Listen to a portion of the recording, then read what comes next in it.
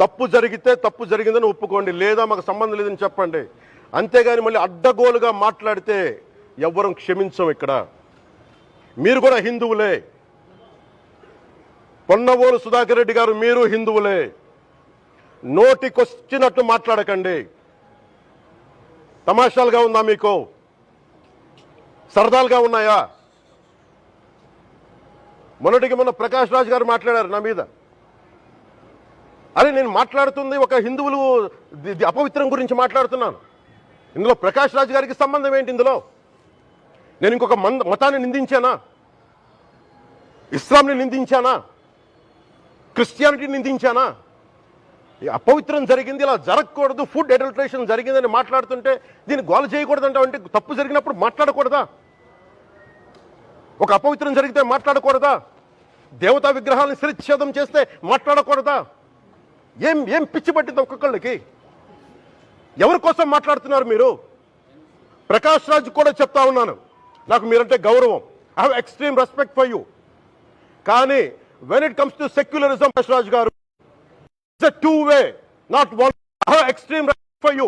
You know that. మంది కౌలు రైతులకు ఇచ్చాను, ఎంతమంది ముస్లిం ఇస్లాం రైతాంగానికి ఇచ్చాను నేను.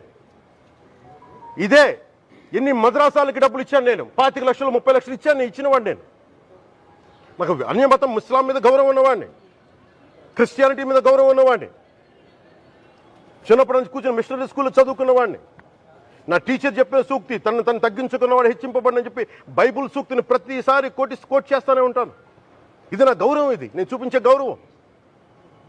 మీరు మాట్లాడితే కూర్చొని నేను పాటించే ధర్మానికి అపవిత్రం జరిగినప్పుడు మాట్లాడకూడదు, మౌనంగా ఉండాలి. సెక్యులరిజంకి విఘాతం అంటే ఏంటి? సెక్యులరిజంకి విఘాతం నా ఇంటి మీద దాడి జరిగినప్పుడు నేను మాట్లాడకూడదా? నా ఇల్లు 10 మందికి ఆశ్రయం ఇస్తుంది. నా సనాతన ధర్మం అన్ని ధర్మాలకి ఆశ్రయం అయితే దానికి దాడి జరిగినప్పుడు, దాని మీద అపవిత్రం జరిగినప్పుడు దానికి కూడా మాట్లాడకూడదంటే ఏం మాట్లాడాలి మీతోటి? Prakash Raj garu, you have to learn your lessons. I respect you. It's not just Prakash Raj garu, all the people who thinks in the name of secularism you going haywire. Let me tell you guys, we are extremely hurt. Don't make a mockery out of our sentiments. We are deeply hurt. It's not fun for you. Maybe it might be fun for you. It is not fun for us. It's a deep anguish, deep pain. Don't you ever forget. Before you come and think 100 times and talk about Sanatana Dharma. Enough of this. Chalu. ఇష్టానికి మాట్లాడుతూ ఉన్నారు. సనాతన ధర్మం మీద, అయ్యప్ప స్వామి మీద మాట్లాడతారు, సరస్వతి దేవి మీద మాట్లాడతారు. అల్లా మీద మీరు మాట్లాడగలరా? మహమ్మద్ ప్రవక్త మీద మీరు మాట్లాడగలరా? జీసస్ మీద మీరు మాట్లాడగలరా? అందరూ కూర్చొని సనాతన ధర్మం మీద, వినాయకుడి మీద జోకులు వేస్తారు, దుర్గాదేవి మీద జోక్స్ వేస్తారు, సరస్వతి దేవి మీద జోక్స్ వేస్తారు. మా మనోభావాలు గాయపడవా? మాకు బాధ ఉండదా? అందుకే నేను ప్రతిపాదించింది ఏంటంటే ప్రతి దానికి రావలేకపోతున్నాం. సనాతన ధర్మ రక్షణ board is order of the day. ప్రతిసారి కూర్చోబెట్టి మేము డిఫెండ్ చేసుకోలేం. ఇది ప్రతి సగటు హిందువు తాలూకు ధర్మం. ఇదే ఇస్లాం మీద దాడి జరిగితే ఎంతమంది బయటకు వస్తారు? ఎంతమంది నిరసన తెలియజేస్తారు? రోడ్ల మీదకి రమ్మని చెప్పట్లా. కనీసం మీకు కోపం కూడా రాకపోతే మేము ఏం చేస్తాం?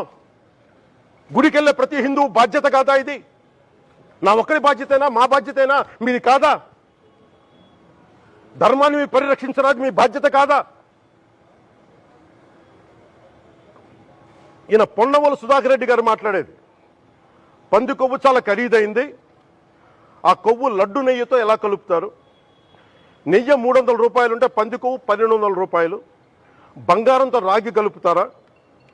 ఇత్తడిలో పుత్తడి కలపరు. చెంబు తయారులో ఎవరైనా బంగారం కలుపుతారా? మదమెక్కిన మాటలు పొన్నవోలు సుధాకర్ రెడ్డి గారు. మదమెక్కి వస్తే ఇట్లాంటి మాటలే వస్తాయి. మీరు నా మీద కోర్టులో కేసులు వేసుకుంటారో ఏమి చేసుకుంటారో చెప్తా. మీరు ఏజీపీలు కదా, మీ దగ్గర వేల కోట్ల డబ్బులు ఉన్నాయి కదా, వేసుకోండి కోర్టులో, చెప్పండి. సనాతన ధర్మానికి నోటికొచ్చినట్టు మాట్లాడితే మిమ్మల్ని అందరినీ రోడ్ల మీదకి లాగుతాం, గుర్తుపెట్టుకోండి. తప్పు జరిగింది, ప్రాయశ్చిత్తం చేసుకోండి, లేదంటే మౌనంగా మాట్లాడకుండా ఉండండి అంతే.